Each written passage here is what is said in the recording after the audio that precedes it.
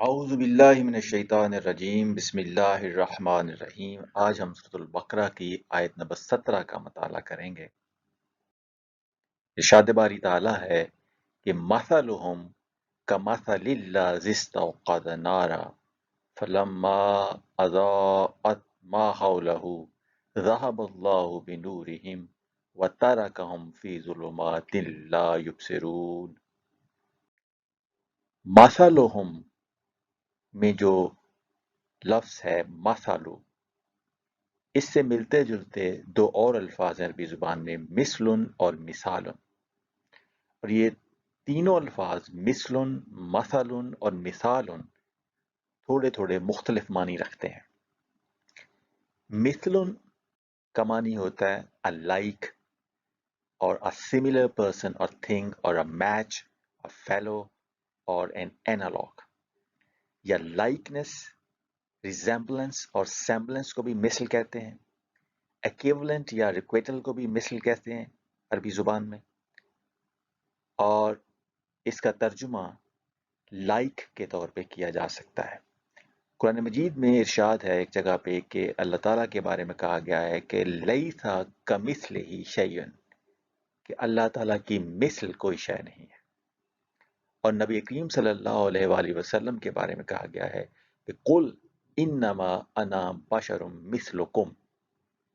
اور اسی طرح قرآن مجید کے بارے میں کہا گیا ہے کہ اس کی مثل کوئی صورت تم اگر لا سکتے ہو تو لاؤ۔ جو لفظ مثالن ہے، اس کا معنی ہوتا ہے سملیٹیوڈ یا a description by way of comparison، یا a description یا condition یا state اور case۔ کسی ایک چیز کا حال کسی دوسری ملتی جلتی چیز کے حوالے سے اس طرح بیان کرنا جس سے اس پہلی چیز کی وضاحت ہو جائے۔ تو مثالن کا ترجمہ صورت حال بھی کیا جا سکتا ہے، حالت بھی کیا جا سکتا ہے، بیان بھی کیا جا سکتا ہے، بات یا کہاوت بھی ہوتا ہے، جیسے ضرب المثل ہوتی ہے تو کہاوت ہوتی ہے، اور مثل ان کا معنی صفت یا وصف بھی ہوتا ہے۔ اور تیسرا جو لفظ ہے عربی زبان کا مثال، اس کا معنی ہوتا ہے quality, mode, manner, fashion and form, یا a model according to which another thing is made or proportioned، یا a pattern by which a thing is measured, proportioned or cut out، یا an example of a class of words or a rule، یا a precedent۔ تو اردو میں جو ہم مثال کے معنی لیتے ہیں ایگزیکٹلی عربی میں ویسے نہیں ہوتے، تھوڑے سے مختلف ہوتے ہیں۔ تو ایک چیز جو ہمیں ذہن میں رکھنی چاہیے وہ یہ کہ عربی زبان میں مثلن، مثلن اور مثالن تینوں الگ الگ الفاظ ہیں۔ تو مثلہم کا معنی ہے ان کی حالت یا ان کی صورتحال یہ ہے کہ، اب مثل جو ہے یہ اسم مرفوع ہے، اور ہم جو ہے یہ ضمیر متصل جمع مذکر غائب ہے۔ مثلہم میں جو ہم ہے ضمیر متصل جمع مذکر غائب، اب سوال یہ ہے کہ ہم سے مراد کون سے لوگ ہیں جن کی حالت بیان ہو رہی ہے اس آیت میں؟ تو اس سے پہلے سورۃ البقرہ کے شروع میں کہا گیا تھا کہ ذالک الکتاب لا ریب فیہ ھدی للمتقین، کچھ لوگ تو وہ ہیں جو اللہ تعالیٰ کی ہدایت کو مانتے ہیں اور اس پر چلنے کے لیے تیار ہیں، اور کچھ وہ لوگ ہیں جو اللہ کی ہدایت کو سرے سے مانتے ہی نہیں اور اس کا انکار کرتے ہیں، اور کچھ وہ لوگ ہیں جو زبان سے تو مانتے ہیں کہ وہ اللہ اور یوم آخر پر ایمان رکھتے ہیں، لیکن در حقیقت وہ مومن نہیں ہے، وہ منافقانہ رویہ رکھتے ہیں۔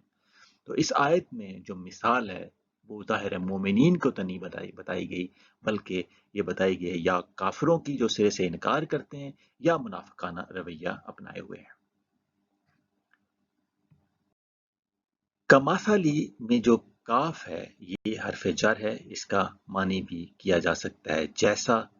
یا مانند، اور یہ کا جو ہے یہ تشبیہ کے لیے بھی آتا ہے اور کسی چیز کی حالت یا صفت بتانے کے لیے بھی آتا ہے، اور جب یہ ما کے ساتھ،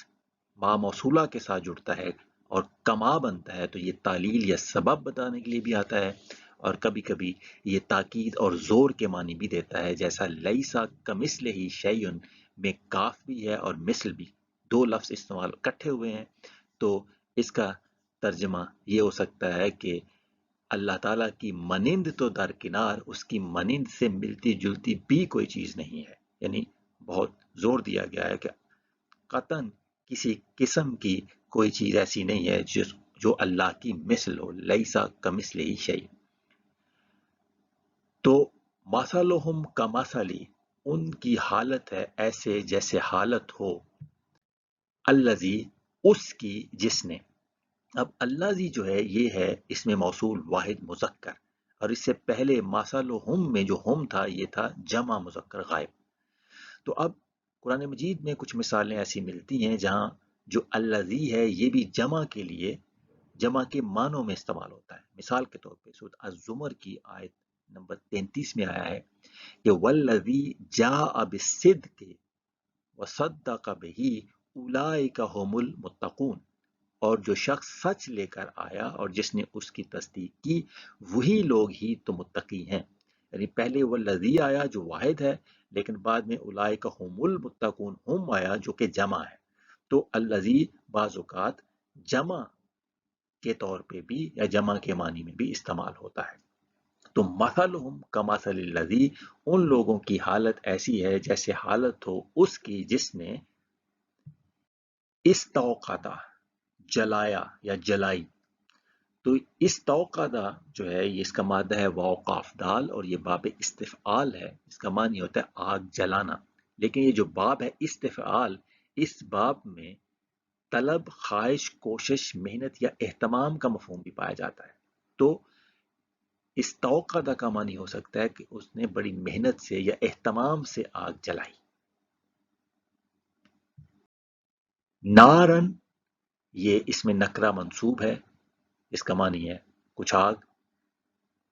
تو مثلہم کمثل الذی استوقد نار، ان کی حالت ہے ایسے جیسے حالت ہو اس کی جس نے جلائی کچھ آگ۔ فلما، تو جب، فا استنافیہ معنی تو، اور لما جب ظرف زمان۔ اضاءت، اس نے روشن کیا، کس نے روشن کیا؟ نار نے، جب آگ نے روشن کیا، کیونکہ اضاءت جو ہے یہ فعل ماضی ہے باب افعال سے، واحد مؤنث غائب، اور اس میں جو ضمیر ہے وہ نار کے لیے آئی ہے کہ اضاءت، جب آگ نے روشن کیا، جو آگ انہوں نے جلائی اس نے روشن کیا، ما موصول ہے اس کو جو، حولہ، اس کے ارد گرد تھا، یہ آگ جس نے جلائی اس کے جو ارد گرد کا ماحول تھا اس کو جب آگ نے روشن کیا تو ذہب اللہ بنورہم، تو لے گیا اللہ ان کا نور۔ اچھا، ذہبہ کا مطلب ہوتا ہے وہ گیا، لیکن ذہبہ کے بعد جب حرف جر یہ پریپوزیشن بازر بھی آتی ہے تو اس کا مطلب ہوتا ہے لے گیا۔ تو ذہبہ وہ گیا اور ذہبہ بھی وہ لے گیا۔ تو ذہب اللہ میں جو فاعل ہے وہ ہے اللہ، تو ذہب اللہ، اللہ لے گیا، بنورہم، ان کا نور۔ تو بازر بھی جو ہے جو ذہبہ سے ملا تو اس کا مطلب ہو گیا تھا وہ لے گیا، اللہ لے گیا، نورہم، ان کا نور۔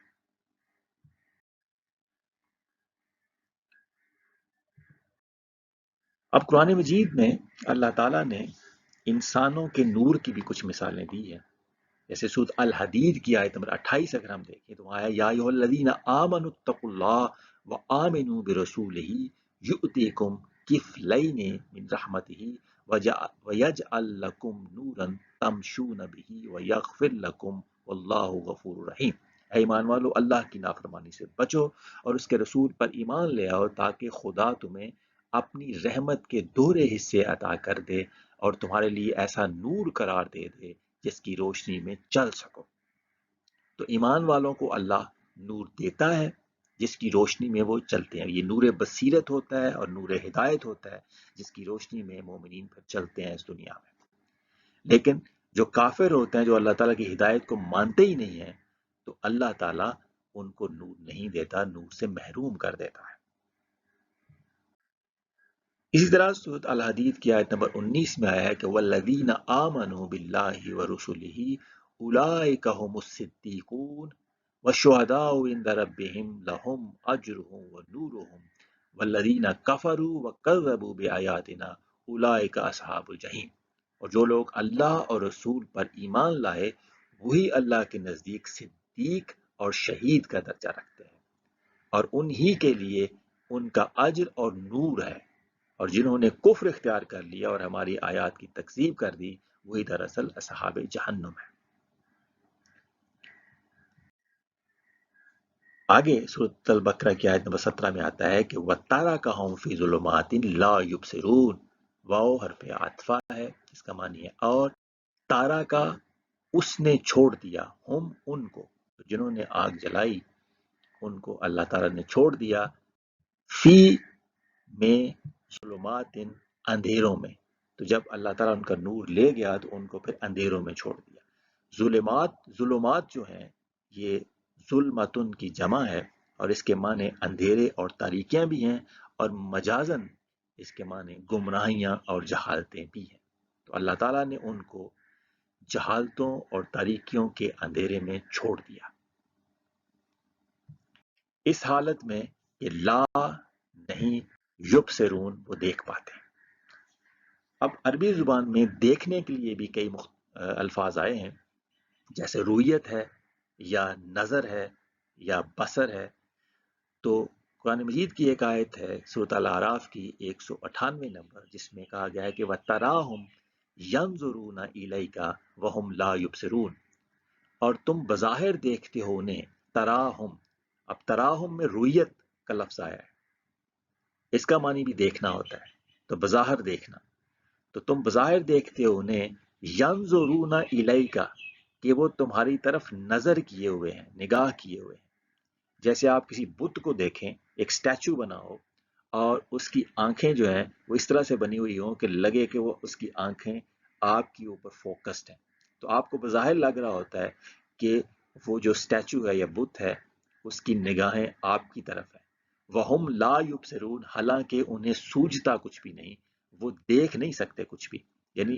سمجھ بوجھ کے ساتھ دیکھنا یا سوجھنا، وہ اس میں اس کے لیے لفظ جو ہے وہ ابصار استعمال ہوتا ہے۔ تو یہ ہے جو وَتَرَكَهُمْ فِي ظُلُمَاتٍ لَا يُبْصِرُونَ، اور اللہ نے ان کو چھوڑ دیا تاریکیوں میں، اس حال میں کہ نہیں وہ کچھ دیکھ پاتے، تو انہیں کچھ سوجھتا نہیں ہے۔ اب قرآن مجید میں سورۃ الاعراف کی آیت 179 میں آیا ہے کہ وَلَقَدْ ذَرَأْنَا لِجَهَنَّمَ كَثِيرًا مِنَ الْجِنِّ وَالْإِنسِ لَهُمْ قُلُوبٌ لَا يَفْقَهُونَ بِهَا وَلَهُمْ أَعْيُنٌ لَا يُبْصِرُونَ بِهَا وَلَهُمْ آذَانٌ لَا يَسْمَعُونَ بِهَا أُولَئِكَ كَالْأَنْعَامِ بَلْ هُمْ أَضَلُّ أُولَئِكَ هُمُ الْغَافِلُونَ، اور بے شک ہم نے جن و انس کی کثیر تعداد کو جہنم کے لیے پیدا فرمایا، وہ دل و دماغ رکھتے ہیں مگر ان سے سمجھتے نہیں یا ان سے تفقہ کا کام نہیں لیتے حق کو سمجھنے کے لیے۔ لہم آیون، ان کے پاس آنکھیں ہیں، وہ آنکھیں رکھتے ہیں، لا یبصرون بہا، مگر ان سے وہ حق کو دیکھنے کا کام نہیں لیتے، دیکھتے نہیں۔ وَلَهُمْ آذَانٌ لَا يَسْمَعُونَ بِهَا، اور وہ کان بھی رکھتے ہیں مگر ان سے حق کو سنتے نہیں، غور سے سنتے نہیں، دھیان نہیں کرتے۔ اولئک کالانعام، وہی لوگ ہیں جو چوپایوں کی طرح ہیں، جانوروں کی طرح ہیں، بل ہم اضل، بلکہ ان سے بھی زیادہ گمراہ، اولئک هم الغافلون، وہی لوگ غافل ہیں۔ تو انسان کے پاس دل و دماغ ہوتا ہے لیکن تفقہ سے کام نہیں لیتا، آنکھیں ہوتی ہیں لیکن غور سے دیکھنے کا کام نہیں لیتا، کان ہوتے ہیں لیکن حق کو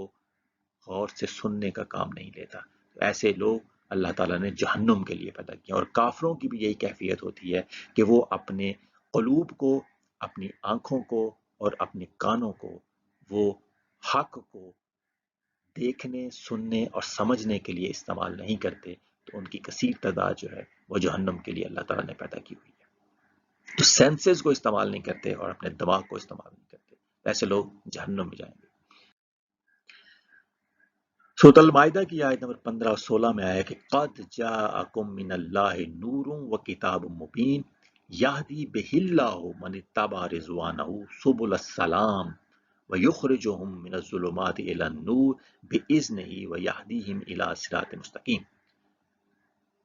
تمہارے پاس اللہ کی طرف سے نور اور روشن کتاب آ چکی ہے۔ قرآن کو بھی نور کہا گیا ہے، اللہ تعالیٰ نے کہا ہے، تو نور یعنی کتاب مبین یا نور اور کتاب مبین، تو کتاب جو ہے اللہ تعالیٰ نے نازل کی، یہ نور ہدایت ہے۔ اس میں یہدی بہ اللہ، اس کے ذریعے سے اللہ ہدایت دیتا ہے۔ تو اللہ نے ہدایت دینے کے لیے ایک نور ہدایت، کتاب ہدایت بنی نوع انسان کو دی، تاکہ وہ ان کو ظلمات سے نکال کے نور کی طرف لے آئے اور انہیں صراط مستقیم کی طرف ہدایت کر دے۔ لیکن کافروں نے اس نور ہدایت کو ماننے سے انکار کر دیا اور انہوں نے اپنی ایک آگ جلائی، اپنی ایک آگ جلانے کی کوشش کی، اور وہ آگ تھوڑی دیر کے بعد بجھ گئی۔ اپنی عقل سے انہوں نے دنیا کے مسائل حل کرنے کی کوشش کی، لیکن وہ ایسا حل دنیا کے مسائل کا نہ ڈھونڈ پائے جو پائیدار تھا۔ تو اللہ تعالیٰ ان کا نور بصیرت لے گیا اور پھر ان کو دوبارہ جہالت اور گمراہی کے اندھیروں میں اللہ تعالیٰ نے چھوڑ دیا۔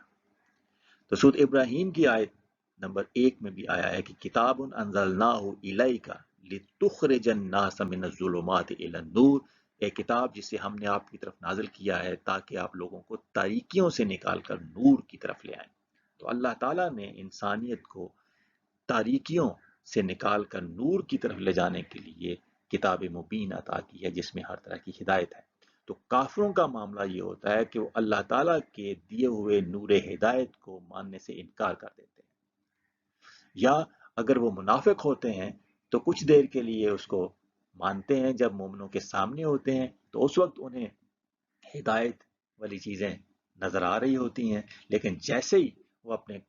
شیاطین ساتھیوں کے پاس جاتے ہیں تو ان کا نور ہدایت چھن جاتا ہے اور پھر وہ دوبارہ گمراہیوں میں پڑ جاتے ہیں۔ اس طرح اللہ اپنے قانون کے تحت وہ ان سے